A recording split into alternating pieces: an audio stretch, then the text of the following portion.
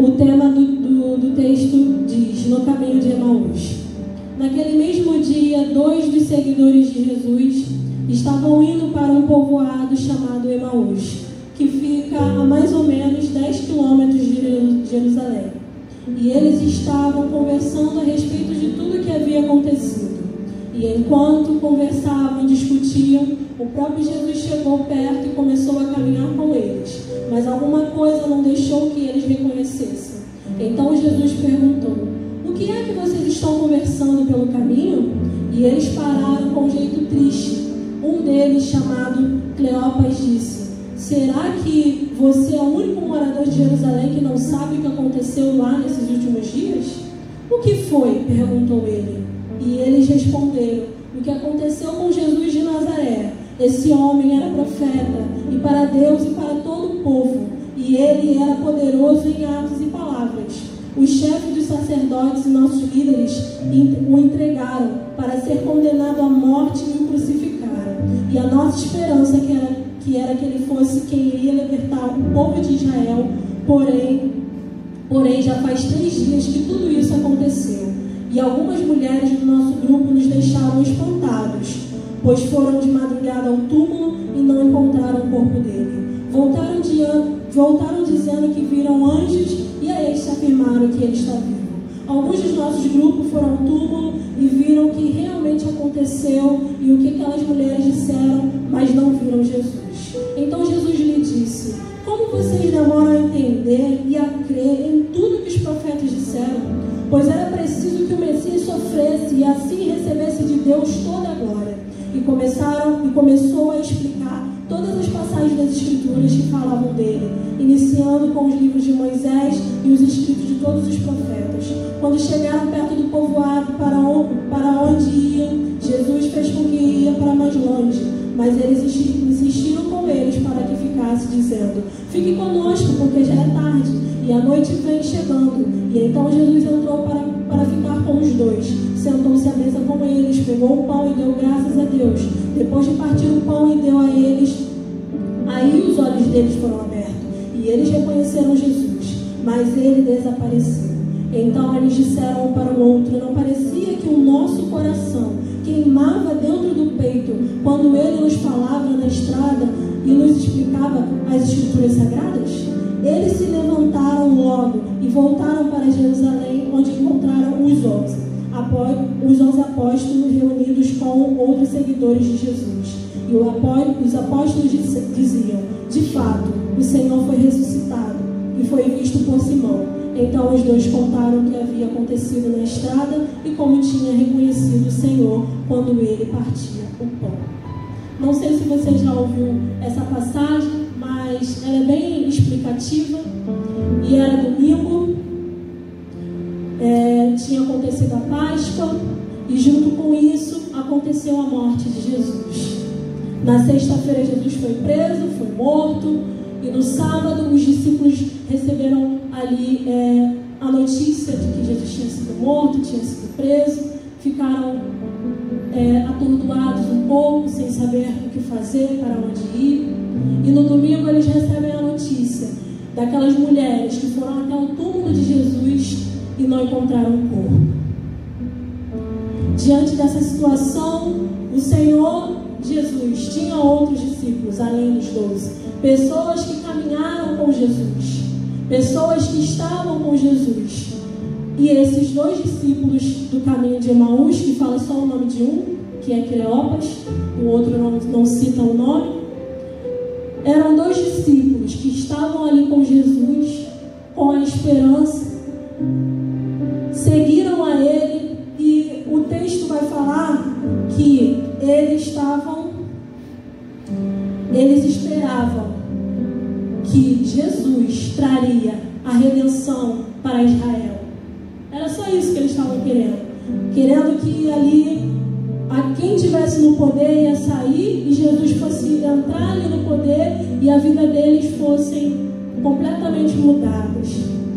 E esses homens, esses 2 discípulos, tiveram a sua esperança apagada. Por quê? Porque Jesus morreu. A esperança deles era que Jesus viria e traria redenção para eles e para o seu povo. E a esperança que eles tinham foi apagada com a morte de Jesus. Então o que esses dois homens decidem? Voltar à sua cidade. Decidem regressar à sua cidade, à sua família.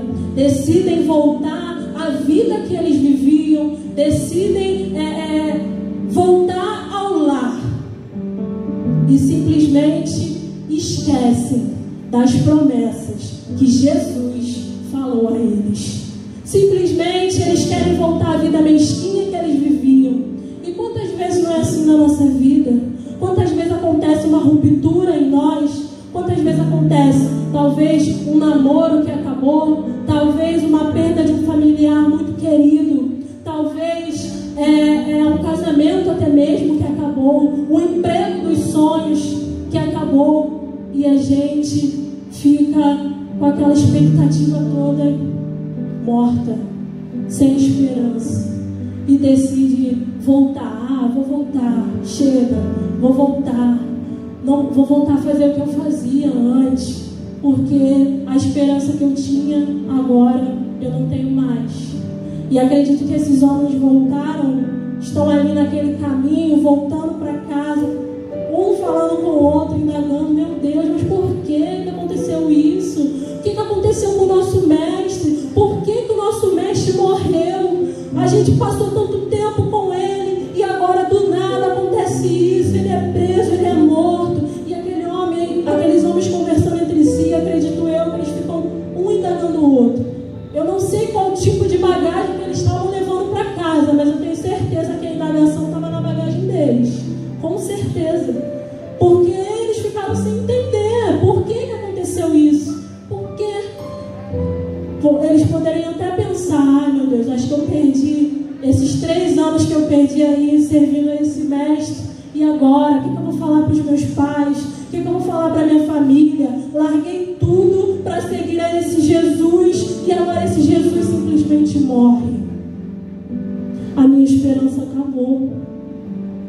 Eu não tenho mais jeito, não tem mais solução para mim. E quantas vezes acontecem coisas e situações na nossa vida que a gente fala: acabou para mim, não dá, não tem mais jeito, não tem solução para esse problema, eu nunca vou ser feliz. Esse menino terminou comigo, essa menina terminou comigo, não tem mais jeito, meu relacionamento acabou, minha vida amorosa agora esvaiu, eu não tenho mais solução. Talvez perder um pai ou perder uma mãe e ficar naquela coisa, naquela expectativa, e simplesmente você se sente abandonado. E esses homens, como diz no texto, estavam voltando no caminho, e eu creio que o semblante deles era caído, o semblante deles era de tristeza, sem esperança nenhuma.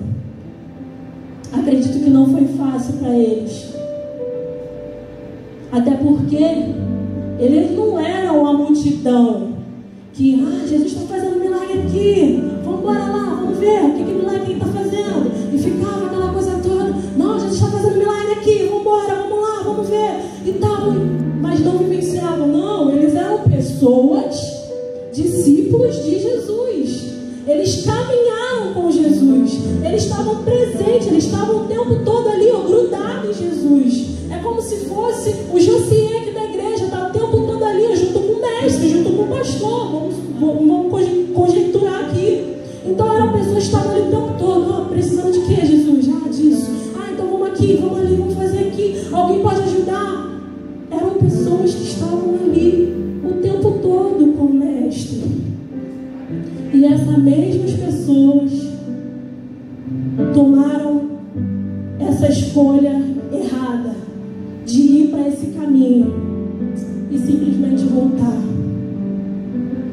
Jesus tinha deixado sim uma esperança para eles, mas uma esperança muito maior.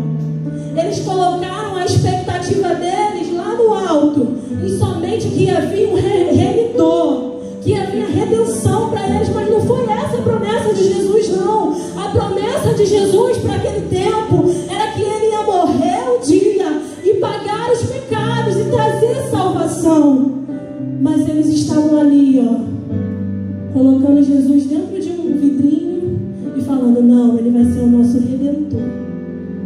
Ele vai mudar, vai trazer soluções para os nossos problemas sociais, para os nossos problemas espirituais também e tal.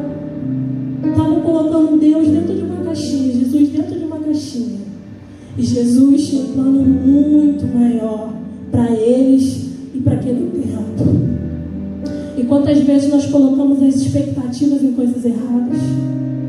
E quantas vezes a gente coloca expectativa num namoro? Tá aqui jovem, né? Bastante jovem adolescente. A gente coloca expectativa no namoro. Mas você já reparou que quando você começa a namorar, você não vai de qualquer jeito? Você se penteia, você se arruma, os meninos botam perfume, passa gel, alguém passa gel, bota um bonezinho, não sei o que e tal. E você acaba criando um personagem. Porque ninguém é assim, gente.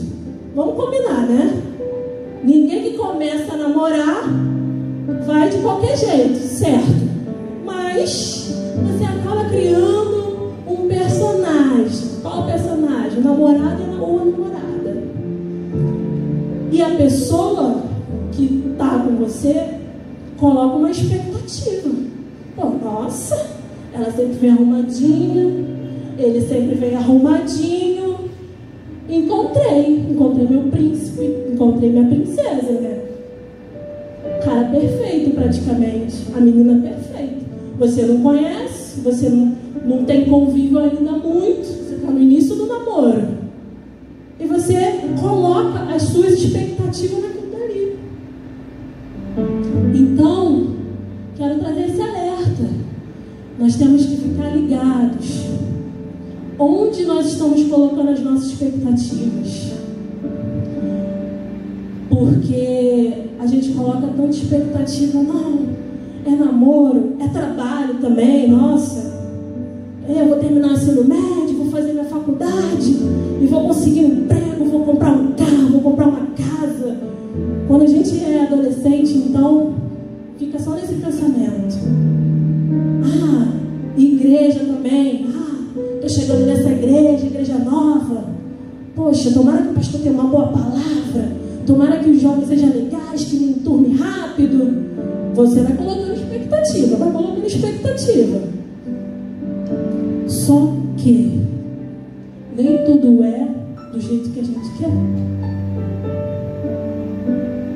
Nem tudo é do jeito que a gente quer. E quando não é do jeito que a gente quer, muitas vezes a gente se frustra. Como foi esses 2 discípulos aqui. Eles estavam com a expectativa deles lá no alto. E quando Jesus morre, eles decidem fazer o quê? Vou voltar para a casa dos meus pais. Vou voltar para a minha cidade mesmo, porque Jesus morreu. Estava com expectativa de que ele ia me redimir, de que ele ia trazer redenção, mas não trouxe. Então vou fazer o quê? Vou voltar. Frustrado. Sem esperança. E Jesus nos ensina aqui nessa passagem que nem todos que convivem com ele o conhecem. E é isso que ele te convida nessa noite. Quando Deus trouxe essa palavra no meu coração, eu refleti bastante. Porque a gente voltar lá e pensar em como que está a nossa vida espiritual, às vezes não é fácil você fazer uma análise de quem você realmente é.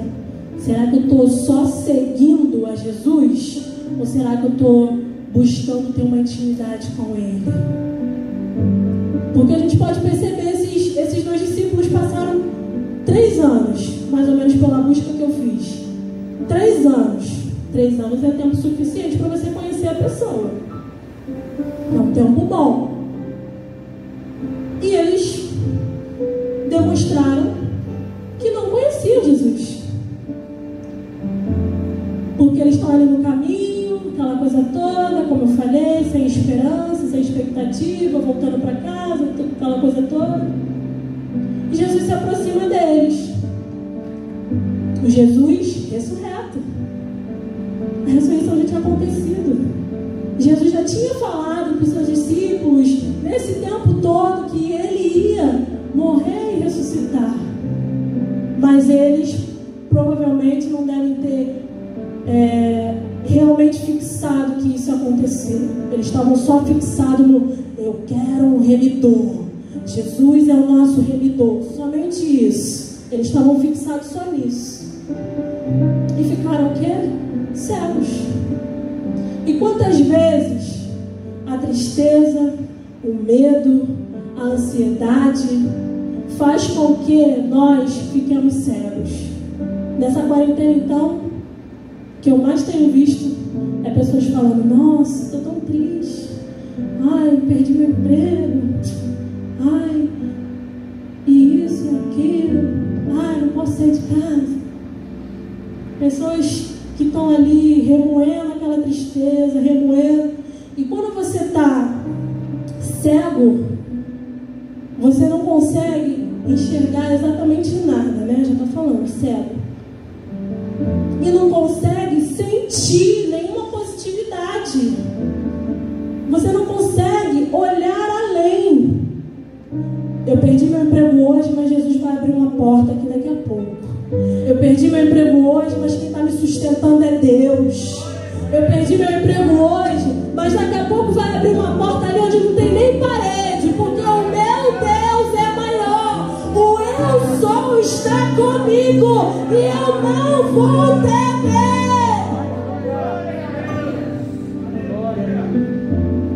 Mas os discípulos deixaram com que a cegueira e a tristeza tomassem conta deles. Eu fico imaginando a cena, eles conversando, do nada aproxima alguém, uma terceira pessoa, e Jesus fala para eles: o que vocês estão comentando aí? O que está acontecendo? E um deles fala: tá de brincadeira, né? Você estava em que mundo, cara? Tu não está vindo de Jerusalém? Como é que tu não sabe o que está acontecendo? Não é possível. Que isso? Como é que tu não sabe o que está acontecendo? E está perguntando a gente? Tu não está sabendo, não? Está sabendo que Jesus, o Cristo, aquele homem de Deus, morreu na sexta-feira? Está sabendo, não? Como assim? Ué? Tu não é daqui, não, né? Gente, eu estou aumentando um pouco, tá? E aí, Jesus continua caminhando com eles. E vai caminhando, vai caminhando. E eles falando. E aí aqui tem uma parte que eu perdi. E aí Jesus vai contando para eles sobre a história dos profetas. Vai lá atrás, fala de Moisés, e vai falando, e vai falando, e vai falando. E uma parte Jesus fala: poxa, vocês demoram a entender as coisas, hein? Demora a entender. E eu fico imaginando Jesus falando isso pra gente. Que às vezes a bênção está aqui, ó, na nossa frente. A gente olha assim, dá até uma mexida, quem usa óculos, dá uma mexida assim. E acho que não é bênção não, vou pra cá. Vou pra cá. Acho que por aqui que está minha bênção, vou procurar. Fico imaginando Jesus olhando. Olha lá, demora a entender as coisas. Meu Deus, como demora. Estava na frente dele, estava na frente dela a Vitória. E ela está indo para o outro lado. Meu Deus. E eu imagino Jesus aqui nessa cena falando isso. Vocês demoram a entender as coisas. Aí ele fala no verso 26: pois era preciso que o Messias sofresse e assim recebesse de Deus toda a glória. Mesmo assim, eles não entenderam não. Continuaram a caminhar e creio que Jesus continuou falando dos feitos. Jesus dando testemunho dele mesmo. Falando o que Jesus tinha feito. E eles não entenderam. Quantas vezes é assim conosco? Jesus está batendo na porta. Acorda aí, vamos orar. Vem buscar minha face. Ah, eu tô com sono, deixa para daqui a pouco. Passa um tempo, acorda aí. Vem buscar minha face, quero falar contigo. Amanhã eu levanto, amanhã eu oro. E passa. E não ora, esquece. Daqui a pouco Deus chama, ó, tô te chamando para essa obra e tal, tô entregando na tua mão, recebe.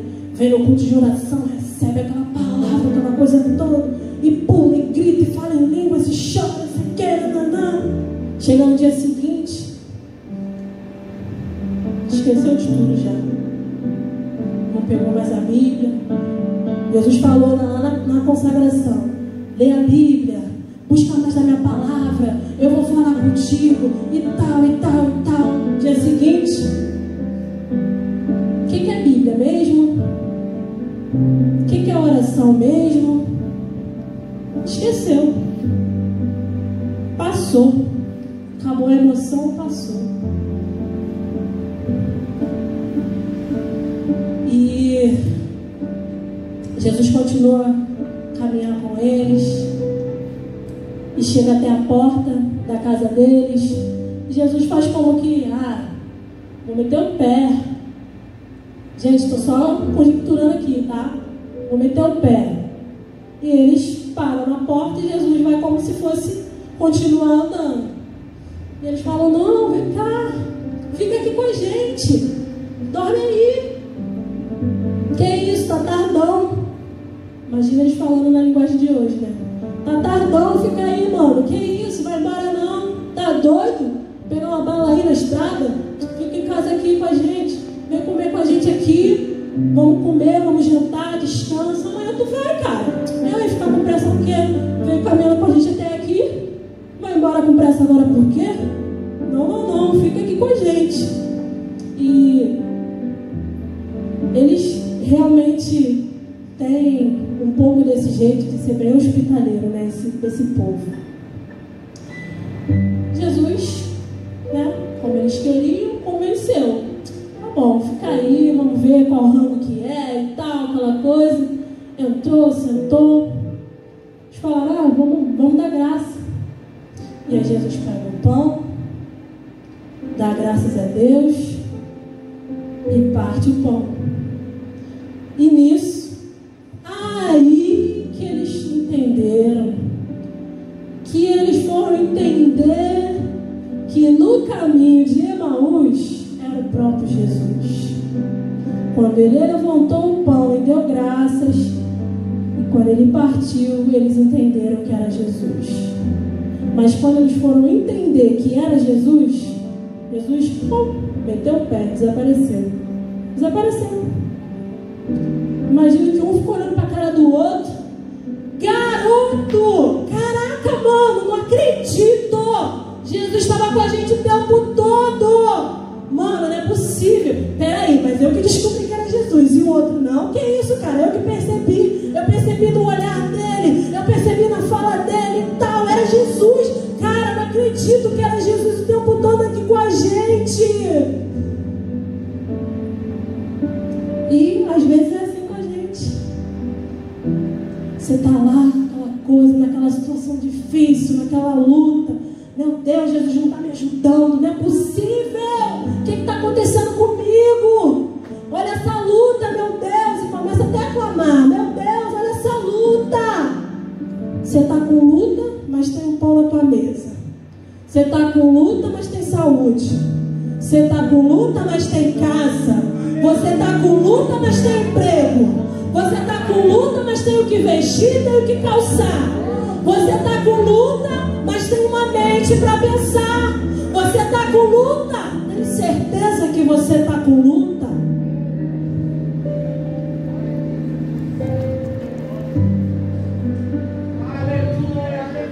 É exatamente assim que acontece conosco. Jesus está o tempo todo ali, ó, só observando. Você dorme, você acorda por sua vontade própria? Não. Como diz a palavra, eu me durmo, deito, logo pego no sono. Acordo porque o Senhor tem me sustentado. Somente Ele. Então, coloque as suas expectativas nele. Troque as suas expectativas pela presença dele. Troque as suas expectativas para andar com ele. Troque a sua realidade, a sua expectativa. Você deposita nele. E como diz a palavra, a vontade dele é boa, é perfeita, é agradável. Então troque as suas expectativas para colocar nele. Troque os seus sonhos para depositar nele. Troque tudo para colocar na mão dele. Porque quando você colocar na mão dele, ele cuida da tua casa, cuida da tua família, cuida da tua vida, do teu emprego. Ele cuida dos seus estudos, ele cuida da tua saúde, ele supre as suas necessidades. Quando você deposita suas expectativas nele, totalmente nele. E então, os dois discípulos que perceberam agora que era Jesus, que estavam com ele o tempo todo, agora eles entenderam que todas as promessas que Jesus fez naqueles 3 anos que ele andou com ele eram realidade. Jesus ressuscitou. Quando ele cantou aqui da tumba vazia, eu falei a confirmação de Deus para essa palavra. Jesus está vivo, vivo. A tumba está vazia. Ele ressuscitou. Glória a Deus. E então, mesmo à noite, como eles mesmos já estavam falando atrás, que estava tarde para Jesus ir embora, mesmo ali à noite, tarde, eles não se contentaram. Queimou no coração deles e eles falaram: nós precisamos ir. E foram para Jerusalém e encontraram os 11 discípulos. Os 11, né? Obrigada. Os 11 discípulos assentados ali. E começaram a falar: realmente, aquelas mulheres não estavam loucas. Jesus está por aí, ele está ressuscitado. Acredita que ele vive. Ele estava com a gente no caminho de Emaús. As pessoas estão pensando que ele morreu, mas ele ressuscitou. E ele está aqui nessa noite para te dar vida. Ele está aqui nessa noite para restaurar a tua saúde. Ele está aqui nessa noite para restaurar a tua família. Ele está aqui nessa noite para restaurar a sua vida espiritual. Ele está aqui para te fortalecer. Ele está aqui para te ajudar, porque ele é o eu sou. Ele é o eu sou. Aleluia. E coisa linda é Jesus. Coisa linda é Jesus. Que mesmo naquela incredulidade dos discípulos, né, no caminho, Jesus poderia muito bem. Ele só deu essa pitadinha, né? Essa pitadinha. Poxa, vocês se demoram a entender. Mas Jesus, com amor, continuando no caminho com eles. Jesus poderia muito bem querer dar uma bronca neles, dar um sermão. Como assim? 3 anos comigo e vocês não me conhecem? Você não sabe que sou eu sou e tal e tal. Jesus poderia ser duro com eles, mas não. Jesus tratou ele com amor. Tratou eles com amor e foi dando corda, e foi dando corda. E no final, é na comunhão, é no partir do pão que ele se apresenta. Isso nos ensina que devemos tratar os nossos irmãos com amor. Às vezes é difícil, tem os irmãozinhos que querem tirar da graça, mas precisamos aprender com Jesus. Coisa linda é isso. Ele tratou com amor. Os discípulos demoraram a entender, meu Deus, que dificuldade para entender que era Jesus que estava ali o tempo todo. Mas Jesus tratou com amor. Então não venha querer tratar seu irmão com dureza, com palavras. venha entristecer, que venha trazer uma raiva dentro dele. Não. Trata com amor. Trata a noiva do Senhor com amor. Porque é isso que Jesus nos ensina. E eu não falei nada do que está escrito aqui, mas amém? E eu coloquei aqui isso que eu li. Talvez os discípulos não entenderam que a vontade dele é maior para nós. E que obedecer é melhor do que sacrificar. E entender que precisamos de Deus. É na comunhão que enxergamos Cristo e que possamos caminhar em obediência a Ele. Colocarmos expectativa em coisas grandes, porque é isso que Ele tem para nós. Ele não tinha só um redentor para eles ali, não. Ele tinha um Jesus que ia morrer e pagar os seus pecados e que ia ressuscitar ao terceiro dia. E que, como diz na palavra, que Ele estaria conosco todos os dias. Todos os dias. Quando você pensar que Jesus não está, Ele está. Quando você pensar, eu vou naufragar nesse barco, eu não vou aguentar, olha esse furacão, Jesus está lá. No meio da tempestade Ele está. No meio do furacão Ele está. No meio dessa dificuldade Ele está. No meio da doença Ele está. No meio do desemprego Ele está. No meio de tudo, a palavra que estaria conosco todos os dias. Todos os dias até a consumação dos séculos. Então por que você está preocupado? Por que você está desesperançoso? Está pensando que essa pandemia vai te parar? Está pensando que essa pandemia vai acabar com os seus sonhos, com os seus projetos?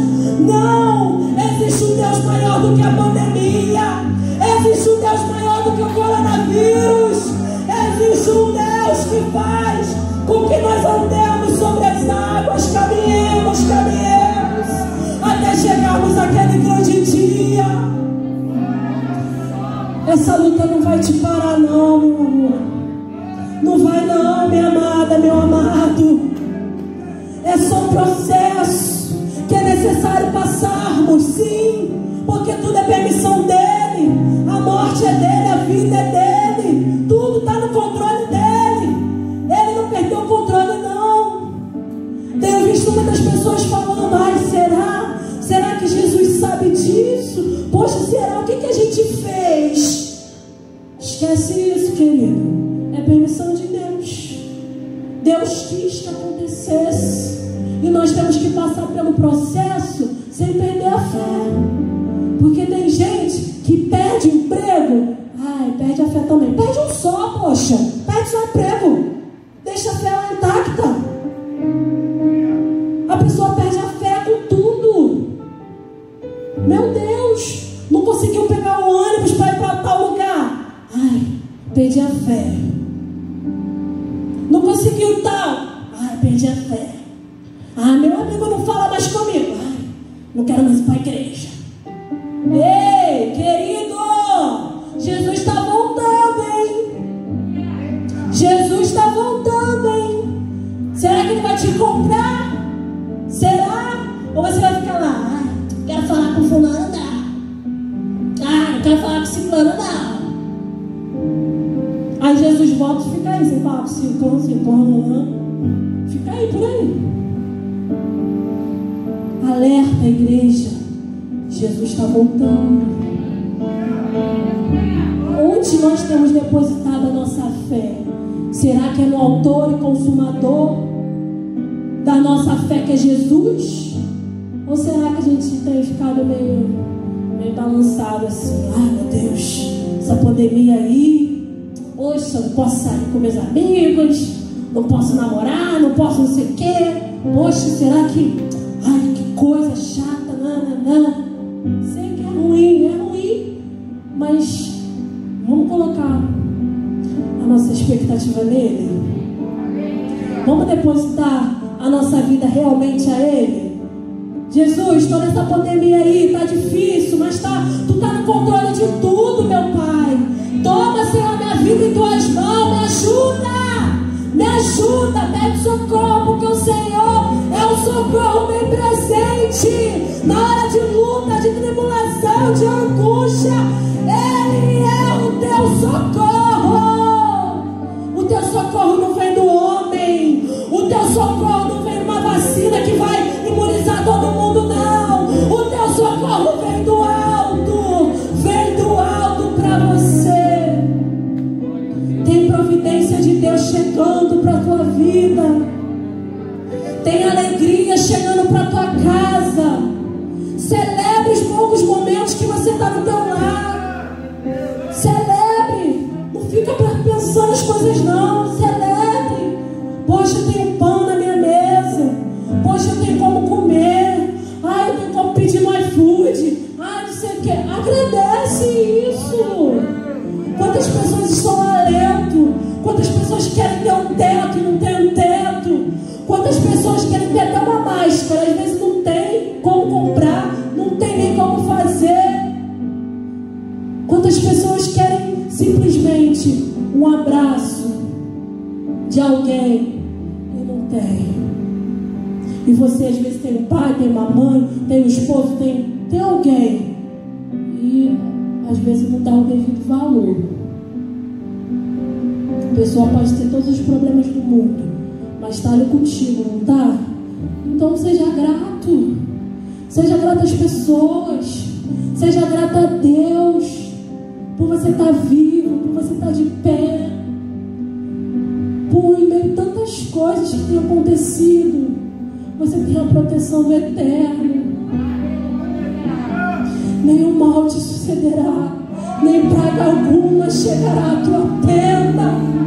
Ele dará ordem aos seus anjos a teu respeito, para te guardar e para te livrar. 1000 cairão ao teu lado, 10.000 cairão à tua direita, mas tu não serás atingido. Tu não serás atingido. Olha e veja o livramento que o Senhor te dá. Quebra o arco e corta a lança. Queremos estar no fogo. Aquietai-vos e saber que eu sou Deus. Serei exaltado entre as nações. Serei exaltado sobre a terra. O Senhor está conosco. O Deus de Jacó é o nosso refúgio. Que nós possamos verdadeiramente depositar toda a nossa confiança, toda a nossa expectativa, não no homem, mas no Senhor. Porque eu tenho certeza que quando você deposita toda a sua expectativa, todo o seu ser nele, Ele faz o melhor para você.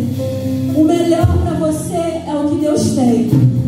Às vezes você quer algo, mas o Senhor não tem esse algo para você. Ele tem algo muito maior.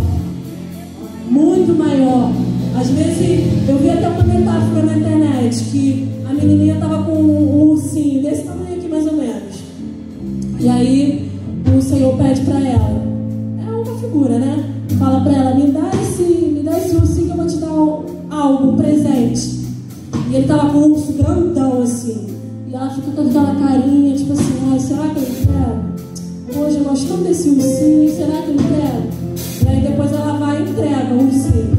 E aí o Senhor dá o ursão para ela. E é isso que Deus tem para nós. Ele tem algo muito maior.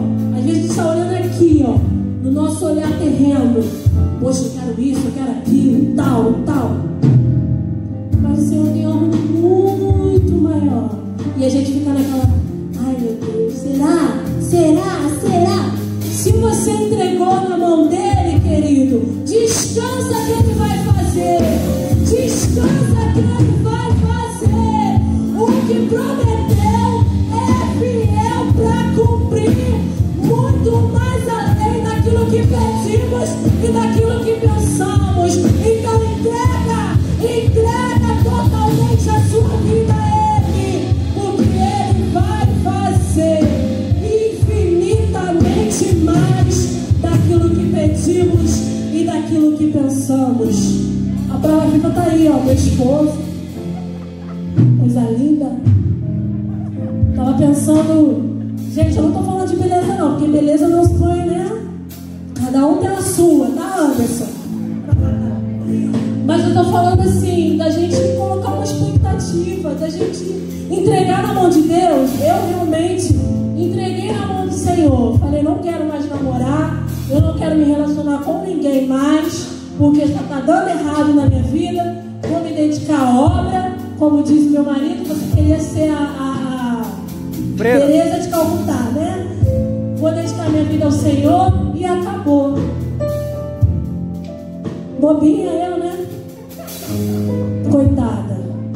E aí foi quando eu descansei, eu entreguei nas mãos de Deus. O Senhor fez infinitamente mais.